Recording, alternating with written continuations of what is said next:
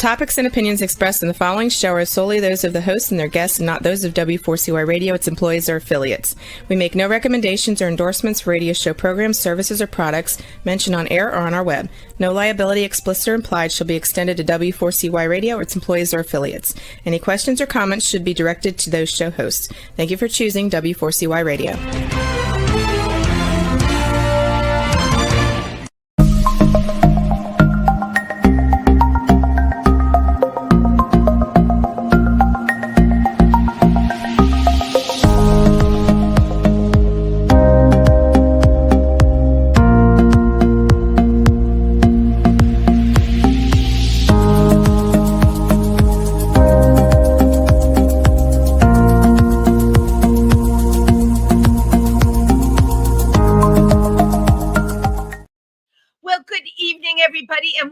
To Triversity Talk. I'm Wendy Stewart, and I am so happy to be here with all of you tonight. It's Wendy on Wednesday, as I like to say. I just have to share something with all of you. Last night, I went to an amazing reading and presentation about drag in the LGBTQ Center on 13th Street in the city. And the person who was speaking is Alyssa Goodman. She actually, I have to tell you, I've read lots of books on drag. This is the most comprehensive historical book on drag. It's called Glitter and Concrete. It was done by Alyssa Goodman.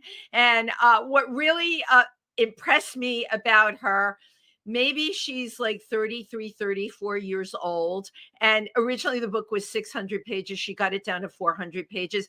I don't know how she knew of all the people like that I came up with, or that a lot of you came up with, the clubs, the people.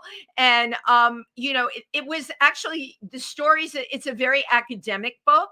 And for people that really want to know more about drag, I have to give a shout out.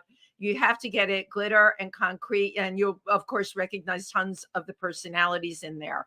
So you can probably tell I'm on a roll with authors. And one of the coolest things about Triversity, we've added in some new things. We now have a game night, but we also have a book club, right? And I don't have a lot of time to read, although I do have to read because I have 2 podcasts and I have authors on my shows. But this particular author that's going to be here tonight, I heard that he was going to be affiliated with the book club, that they were reading his book. And when I heard what it was about, I was like chomping at the bit. I said to myself, oh my God, I absolutely have to have him on Triversity Talk. So our tonight is going to be Patrick Field. The book we're going to be talking about is Servant, but he's written more than a few books, okay? This is his latest book, and it was inspired by true supernatural events that happened to the author and his husband in this historical house that they bought. And in some way, the Lenape Indians are woven into this story. I mean, it is a novel, right? But it's based on true events. And you know what, the amount of storytelling in this is just so incredible, and the impact that a story like this has going back in history on modern day novels. You know what? I'm just going to let my guests take it away. Please welcome Patrick Field. Thank you for having me, Wendy. Thank you so much. It's so great to have you here. Now, are you in your historic home right now? I am, and I'm actually in the room that has the most activity in the house. I asked you that. I've never asked a guest that, okay? I had a reason for asking you that because I can feel that particular room. You know, I'm Scotch-Irish. My grandmother supported herself by reading tea leaves when she came to this country. And my mother would know when someone passed away, she'd have premonitions, right? So when I heard that, first of all, you have a background in neuroscience? Yeah. Yeah, I actually have a degree. I have a PhD in neuroscience. PhD in neuroscience, and yet you're applying this to the paranormal. Oh yeah, absolutely. Absolutely. Yeah. So nobody's doing this, okay? You're one of a kind. So how did all this come about for you? So this particular book in particular, this is a culmination of sightings of actual audio. We've heard the spirit before, and we call it spirit because I have friends who are mediums, and that's what they refer to it as spirit, not the spirit, but as spirit. Now, did your friends who are mediums? So I've worked with EVC, the electronic voice recordings. Did you use that in your house? No, we haven't. And actually, there's been quite a few people that have volunteered to actually try and drive out our spirit. We're like, absolutely not. That's what makes it so interesting here, Well, I got to tell you something. I think the vibe I'm getting, your spirit is protecting the both of you who live there. Yeah, no matter what before, you have that protection. You don't want to drive that spirit out. No, and that's very important. And when I talk to the mediums, they're like, ghosts get a very bad rap. The people think that they're evil. They are not evil. They're just like they were when they won the earth.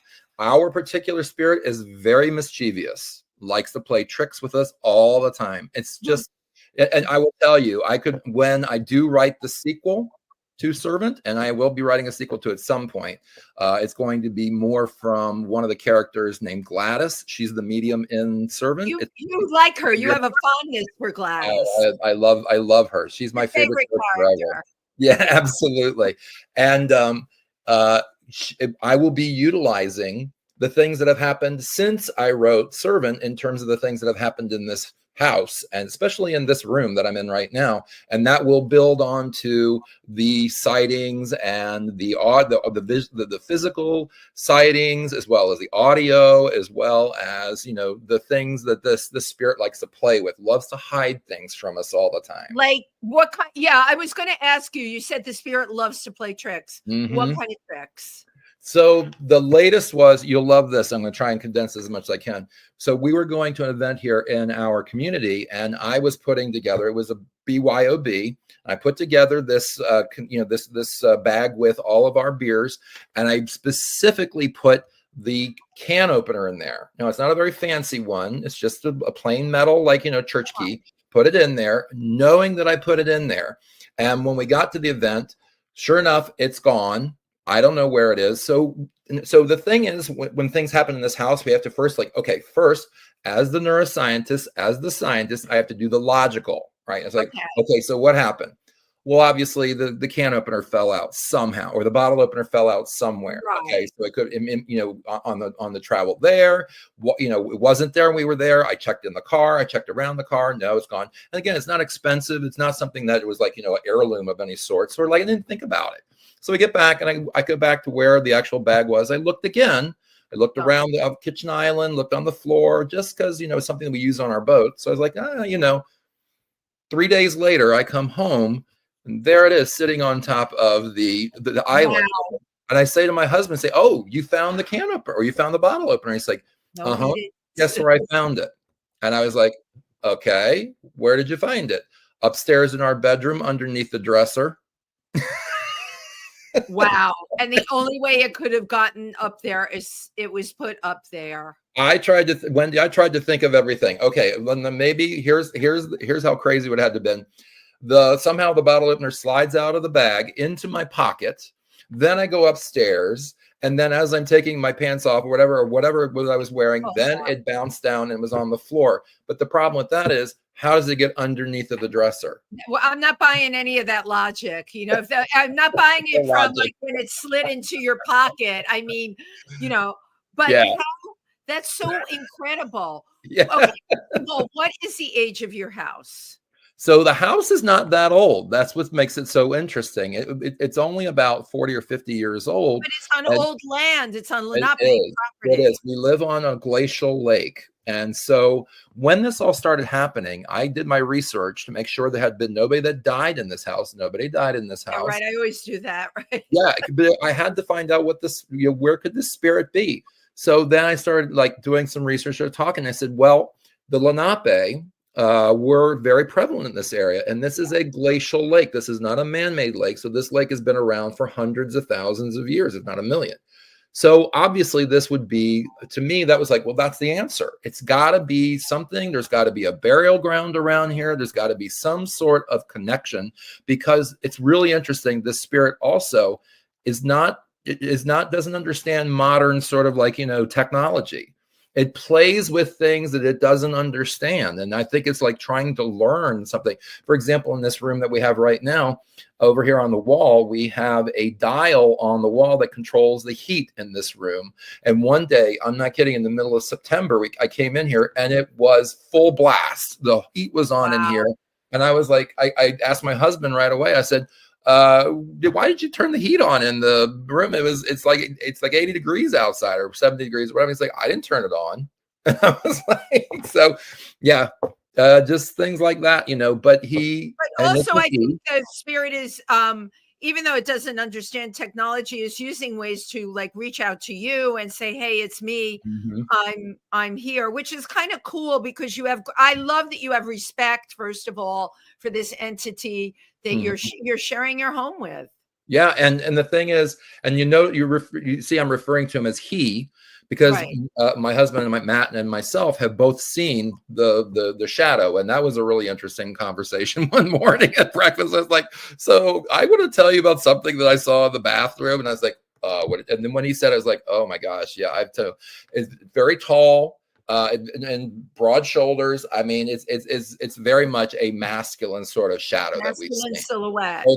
And actually, Matt heard him talk to him one day when he was walking up the stairs. He just walked up the stairs one day, and out of nowhere, the spirit said hello, and it was a male voice. So it was like, so it's very much so. We refer to him as Henry. So whenever we have anything happen, it's always like. So let me tell you what Henry did today. Another one was, we were both in the kitchen and I was drying dishes. Matt was at the closet underneath of the stairwell, and I look around, I look at him, and he's got this expression on his face. And I said, what's up? And he's like, did you just tap me on the shoulder? And I was like, no, I'm over here drying dishes. And he's like, wow, Henry. And again, you never know when he's going to make his presence, but getting back to the whole thing with the Lenape, it was like, I didn't know where else it could be. There's nobody that died here, but there is clearly a spirit here. And so that is what, and that was the germ that I used to be able to bring the Lenape into the novel. For the novel. I'm also wondering though, before your house, all right, because it's not super old, were you able to get like historical documents to see what was exactly where your house was? Well, I know that this actually, there was before this, there's nothing here. There was nothing here. There's nothing ever been built here in terms of our modern architecture. The neighborhood that I live in, there's a few homes that were here privately before the community was established. But in terms of research, I have not done research, but I have found artifacts here on the property. I have found something that looked something along the lines of, it wasn't an arrowhead, but it was something like, it looked like like something like on an axe. Yeah, like a tool, right? Yeah, like a tool of some sort. I found that down by where you expect it to be, down by the lake edge. And so it's kind of like, it just was like, my other choice, and this was not the choice that I was hoping, and I was like, no, I don't want to hear about this, is that, a lot of times people will tell us that the lakes out here in Pennsylvania were the common dumping grounds for, the mob, and they kills the bodies out here. Well, that's not where I didn't want to go with a, spirit of a, some kind of a, assassinated gangster. That was not where I wanted to go. Novel, Patrick. Completely different novel. Right. And I don't think that spirit would be quite as it wouldn't be doing the same thing. Again, the Henry is very obsessed with like modern things. We had another thing. We had a candle. You'll love this. We got a pillar candle. It's a fake pillar candle. It's an electric pillar candle, very large. We could not get it to work. And then finally one day, for whatever reason, turned it on. Great. Well, when that night when we were ready to go out and we left it in the porch and we were ready to go in, tried to turn it off. Would not turn off. Okay, so we tried everything. That candle burned night and day, 24/7 for 3 months straight. You couldn't get it off no matter what you did. No, and there's no way a battery would ever last that long. I mean, it was on, and we would actually every night we would go and check out on the porch. Oh yeah, it's still on. That is just really so incredible. Some of the things that you're bringing up here. I'm curious.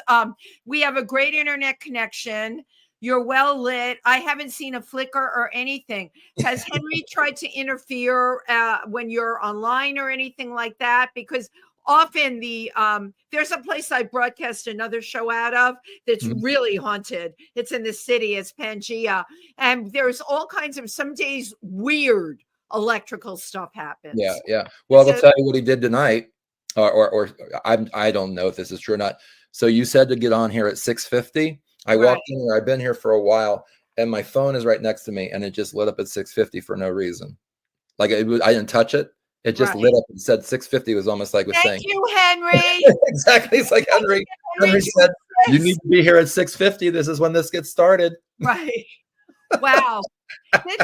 This is also incredible to me, Patrick, because first of all, the trajectory of your career. You are a PhD in neuroscience. Yeah, absolutely. But yet this parallel with the paranormal exists. Has this always been a part of you?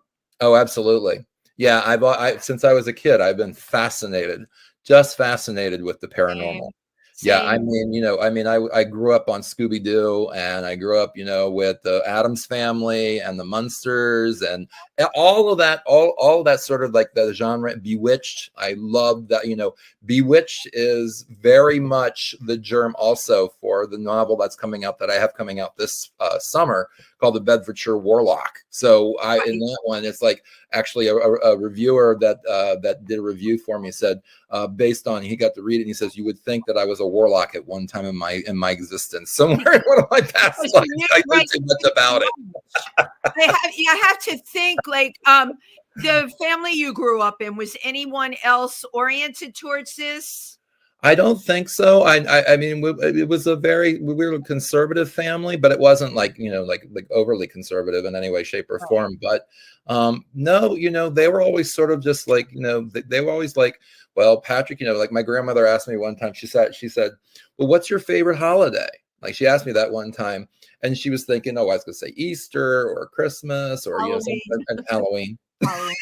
Or the Day of the Dead. Or Day of the Dead. And when I learned all about that, actually, when I learned about Day of the Dead, when we actually lived in Manhattan for 12 years. When I learned about Day of the Dead, I was like, okay, we have to go. And we went over to the Barrio Museum, because they have that's a great museum there. Oh, it was amazing. Yeah. I mean, anything involving sort of the afterlife has always been so fascinating to me. Without getting too much into the sort of the devil worship and all the devil stuff.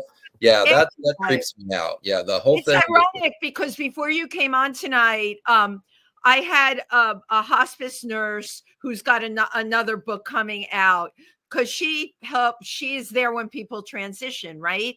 Yeah. And we got into this conversation because I went on my phone, and my husband, I recently lost him, and she had kind of been a shoulder for me to cry on while I was going through all of this. I looked on my phone, and I see that she had left a message for me on March 19th, and I hadn't spoken to her in weeks. So I called her tonight. I said, why did you call me on March 19th, Marie? And she said, well, that's when it happened, right?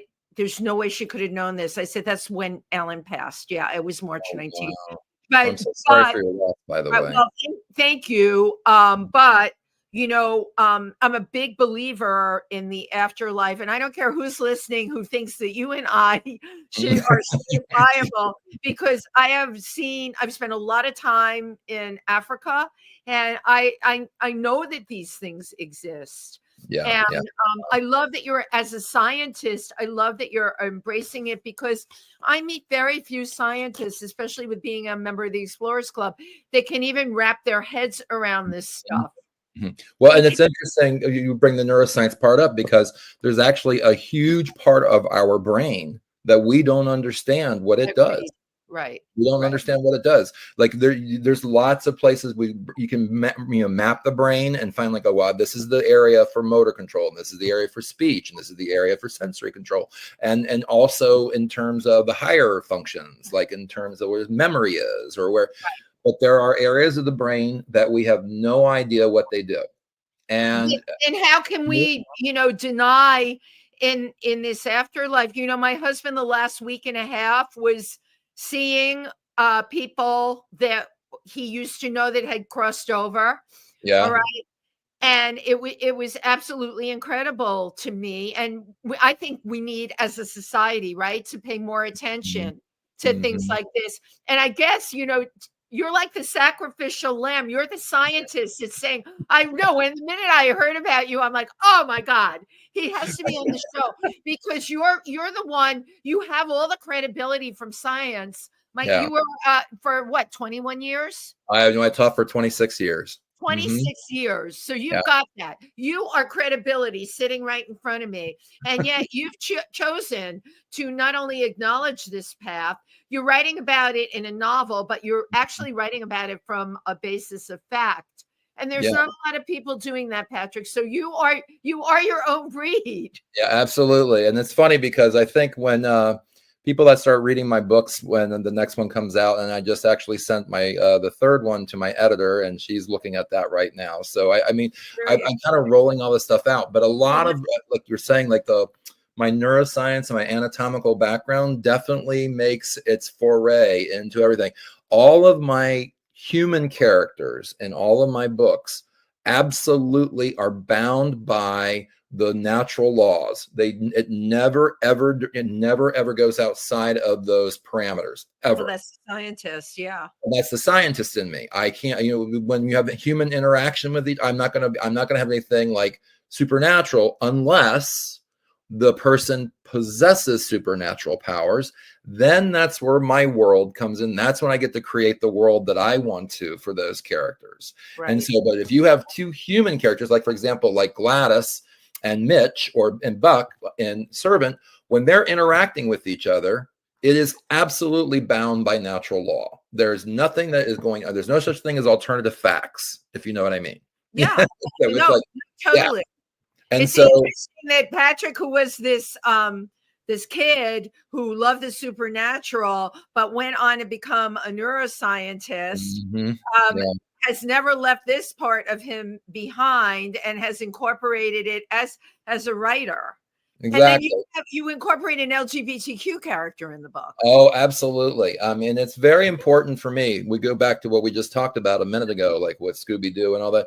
As a gay man growing up, there were no role models for me, like in terms of this. I would put myself like into some of these cartoons or some of these movies, or I used to love to watch Christopher Lee and Dracula. I would put myself like, okay, so this is where, what if this was a same-sex attraction kind of thing, or whatever. And so it's very important for me that all of my characters, all of my protagonists in every single book that I've written are LGBTQ. Or they're questioning. Questioning. Right. But, so what my copy editor told me one time, she says, you have established a niche that nobody else has ever done this before. No, I'm telling you, because I was at the LGBTQ Center on 13th Street last night for this reading, and the room was surrounded in LGBTQ books. Authors, some of them I've had on here. There was not one book there that dealt with this genre. You're going into a whole brave new world here, which is so fabulous, really. Well, thank you. And I think it's important because I think it's when I'm writing from my perspective, when I'm writing from the queer perspective on things, it's like, okay, I'm taking some of the, I wouldn't say the tropes, but they are kind of like in terms of the way that we have learned literature that is part of this genre. I'm taking those tropes and I'm putting it from the queer perspective in the sense like, well, this is the way that a gay man would see this. This is how a gay man would interact with this when he was confronted with this supernatural. And for example, like in Servant, it turns out, when Mitch and Buck, the married couple that encountered this spirit, Jedediah, they're like trying to understand what's going on with him. Why can't he cross over into the afterlife? And as they delve deeper into who he was and what his life was, it becomes very apparent to them there's a reason why he is connecting with them specifically. Right.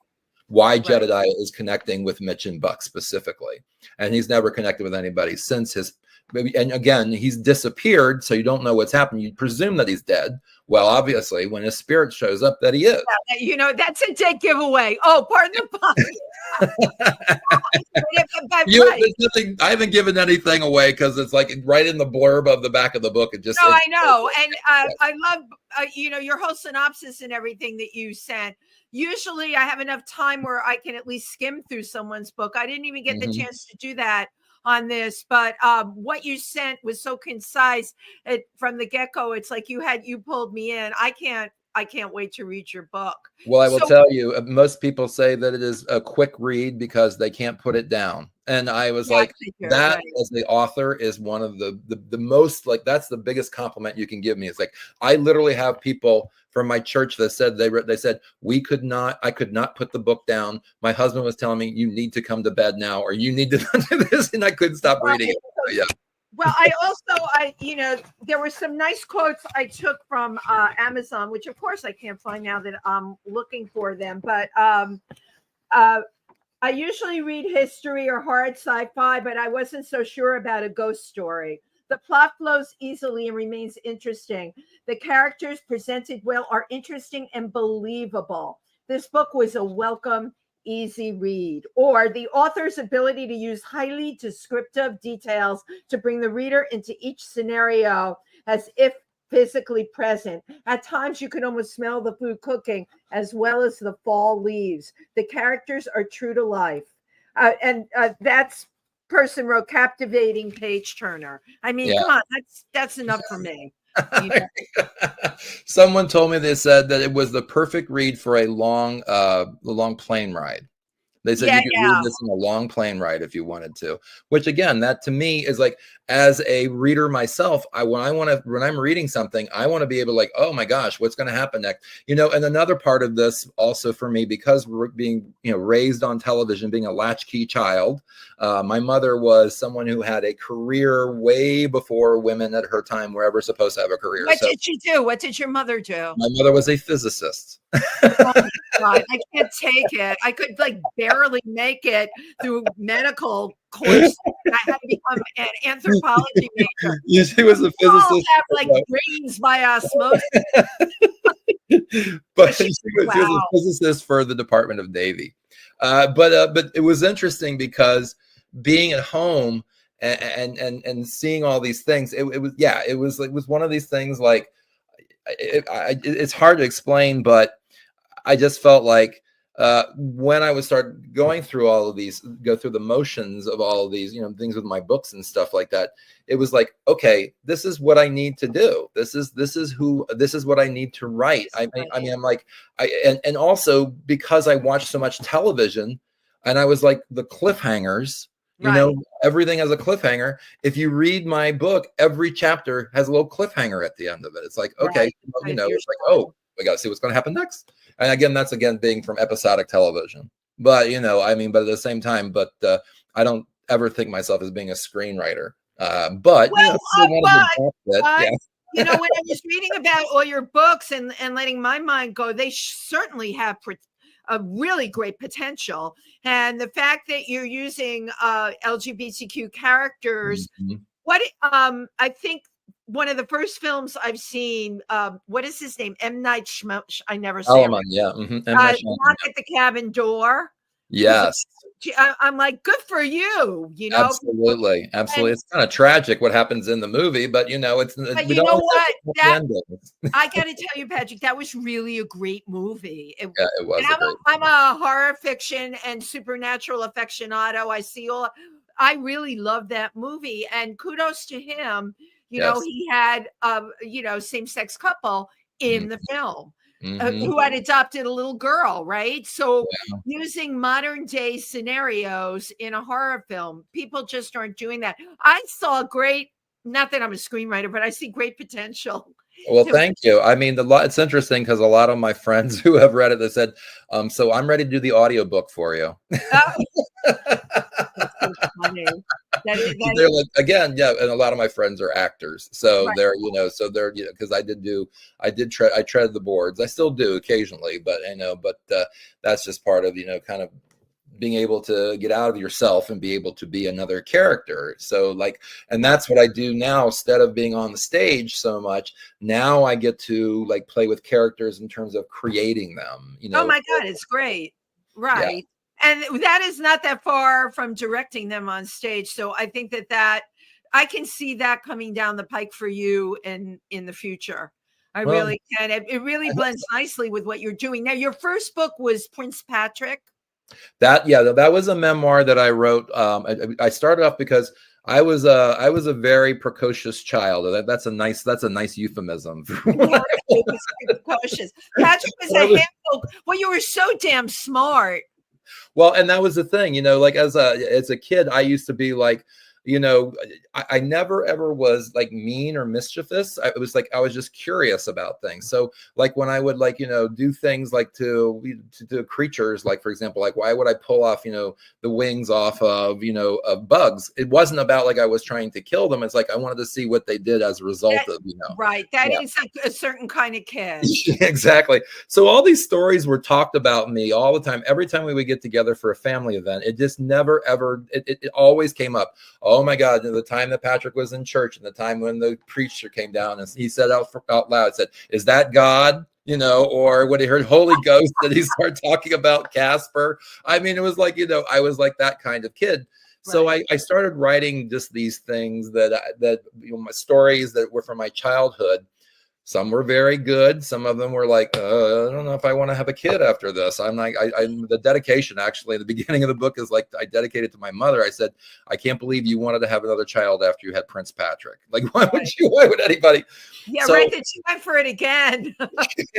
So I was writing it, and then something really tragic happened. My mother was diagnosed with pancreatic cancer. I did read that. Yeah. And so then it was really important for me to get that finished the memoir for her so that she was able, and she read it while she was getting her chemotherapy. So, that was not the original reason why I started writing it, but look at what happened and what an amazing gift that you were able to give to your mother.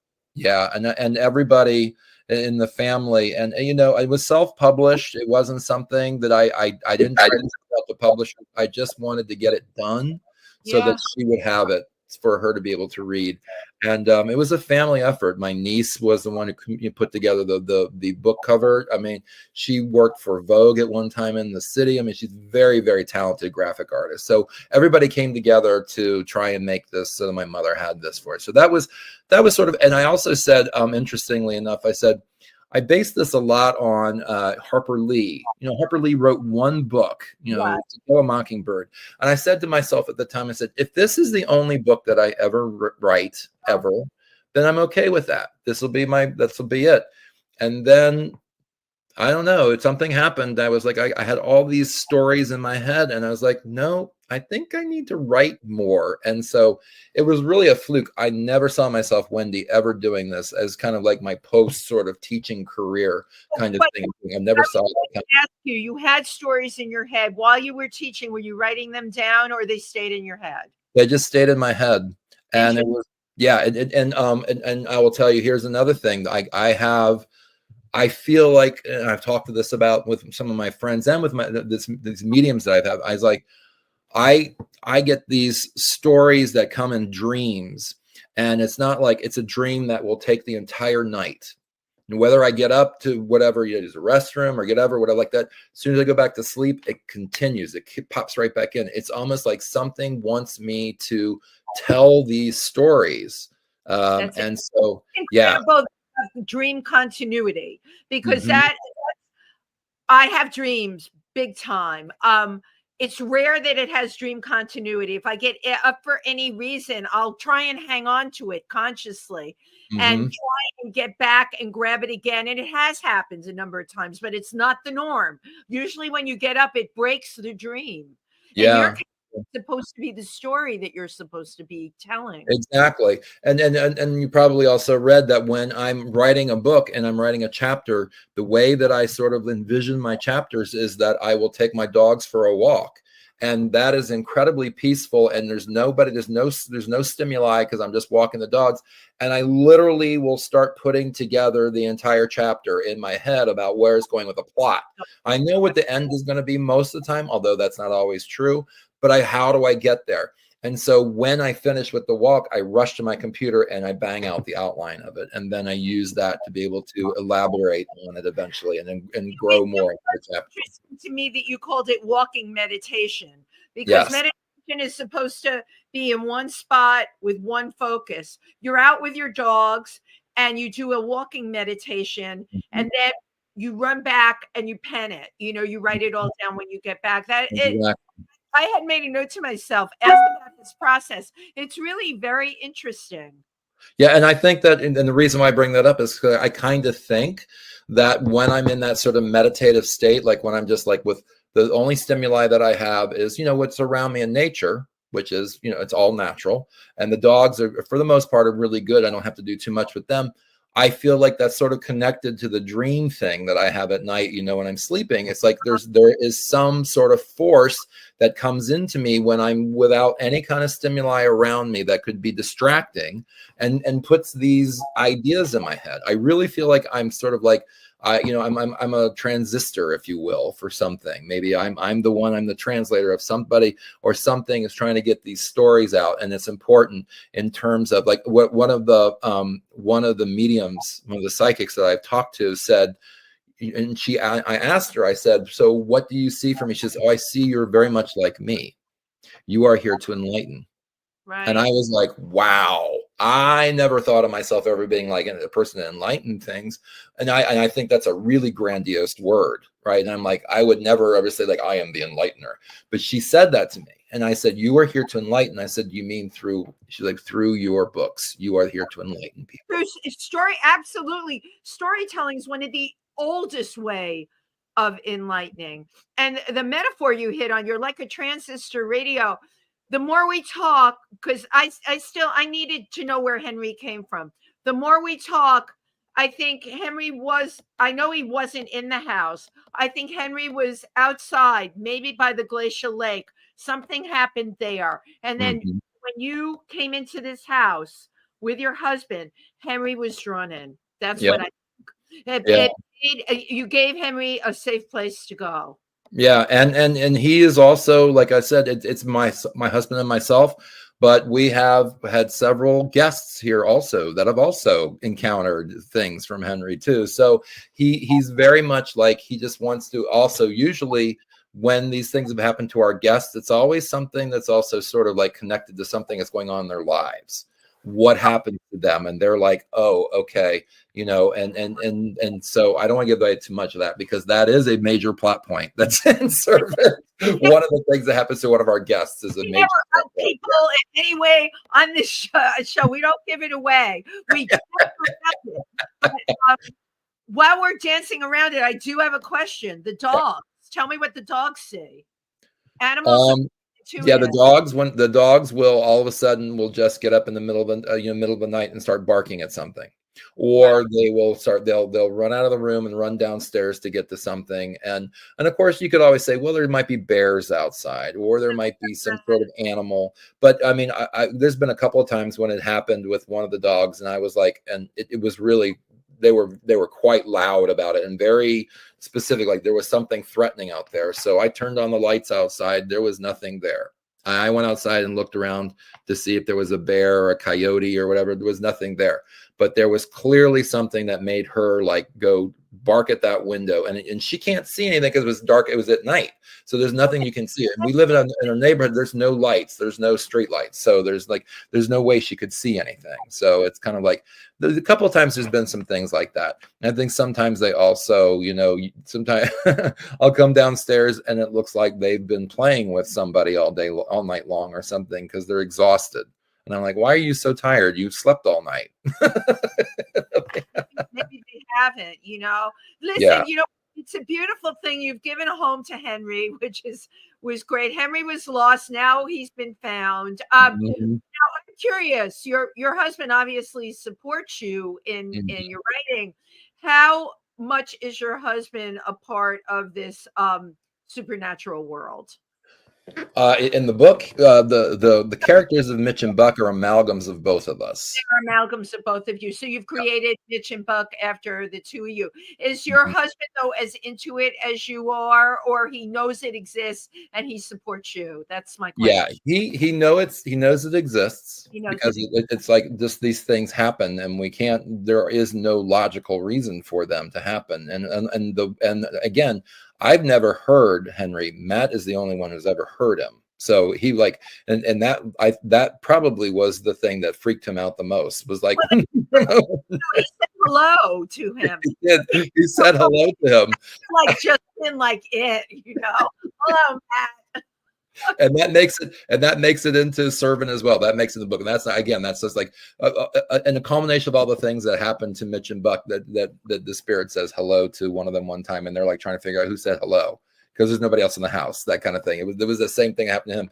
No, he's very supportive of it. And when I told him, I said, I want to write this book, and I want to use the things that have happened in our home as the beginning that sort of set the whole thing. Once the psychic Gladys gets there and connects with the spirit, then it's all Patrick. It's all my imagination at that point. Everything that happens, including the Lenape character, Masingwa Medue, that is all in my head. But every single thing that happens to Mitch and Buck is based on something that has happened to either us or to our guests. Wow. So he was very supportive of that part. He had no idea about the rest of it.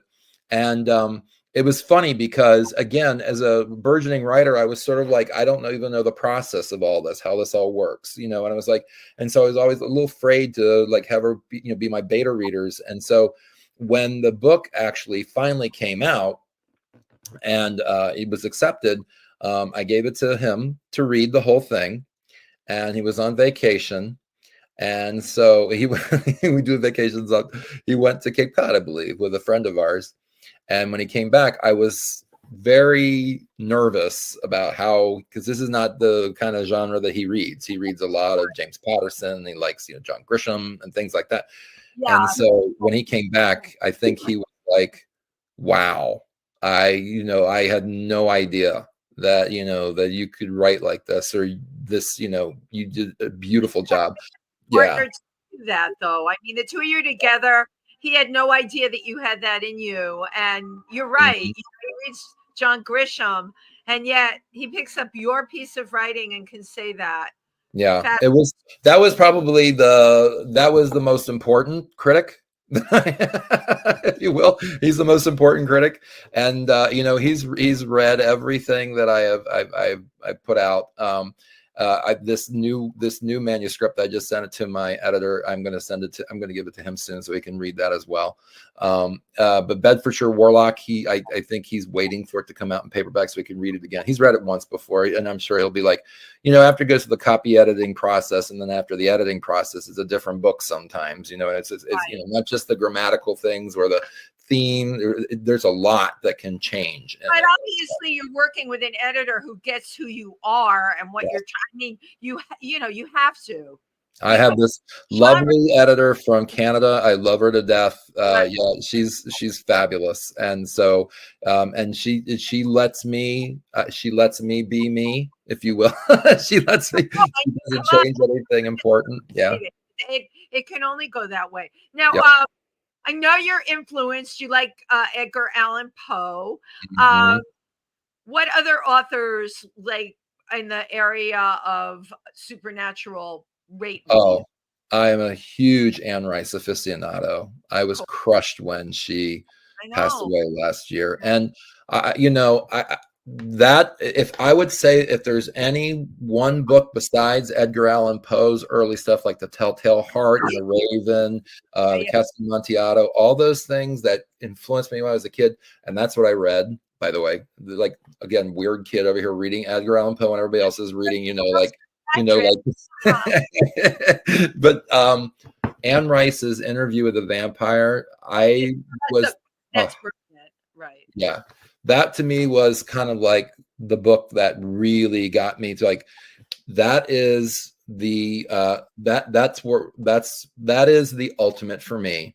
Right. She is the ultimate. Everybody else is going to be compared to her. Everybody. Right. And she did not disappoint, whether it was in the interview with the Vampire Chronicles or the Mayfair Witches. I was always so fascinated, even when she did her like sort of offshoot things, you know, the one with the werewolf for a while. I loved everything that she did. Another gentleman that I really enjoy, and he doesn't get anywhere near the kind of notoriety of his father, is a writer named Joe Hill, who is the son of Stephen King. He is absolutely fascinating. Where Stephen King is very like, I like Stephen King. Joe Hill he'll take something and he will tear it apart and he will like remodel it into something that you're like, wow, I didn't see that coming. And that to me is very exciting. That's what I like to do. When my writing, I try to take something, again, like the old tropes, and invert it and put a new thing into it. And you're like, oh, wow, I didn't see that coming. That kind of thing. I love that. Can't wait to read this book. Now, okay. I got my 5-minute warning because I could be on here for another hour with you. I could too. Real quick, going into historical houses, you know, I'm in Pennsylvania on the weekends. The Columns in Milford is terribly haunted.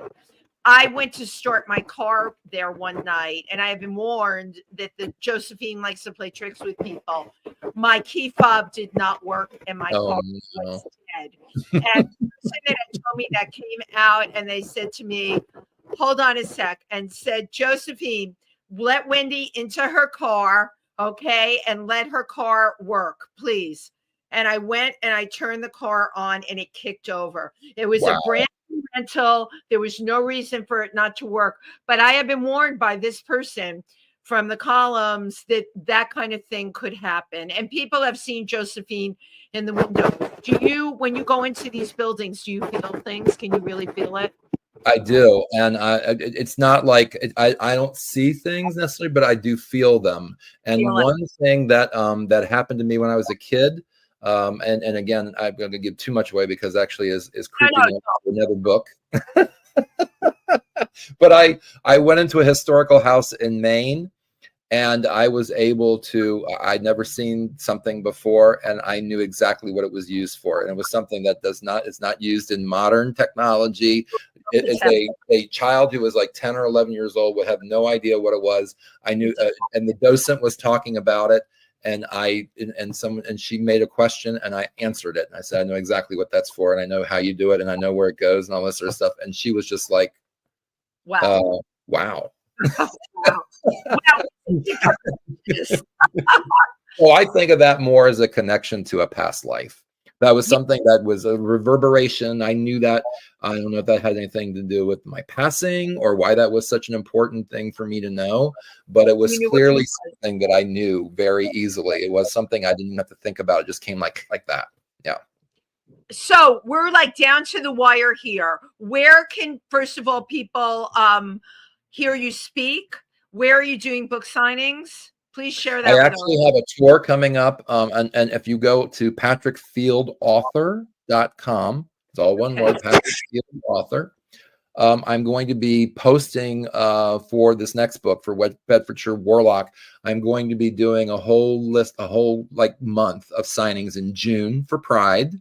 And it's going to be, it's going to be mostly in the Northeast Pennsylvania area. I've made a couple of I've tried to get some places in Cape Cod, because this one takes place in a Salem, like Massachusetts area. Oh my God, that's great, right? Yeah. Right. So I want to be able to have some signings there. We'll see how that works out, but I'm clearly going to be doing them here. I will be selling Servant as well, and but I'll be mostly pushing Bedfordshire. But that's what I'm planning on doing in June. And then, of course, I've got some of these book clubs coming up. So I'm very excited about talking about that.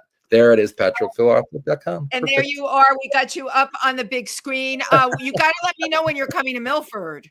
I am. Pennsylvania? I will be posting all that. I'm still trying to iron out some details and things like that, but I'm absolutely going to be making Milford. Great. I'm very excited for you, Patrick. I totally love what you're doing. I want to thank you for being on the show. I always wrap it up with a big happy smile. Cheese. One more. Great. Thank you. I wish you luck. Hopefully by the next time I see you, I will have read Servant at least.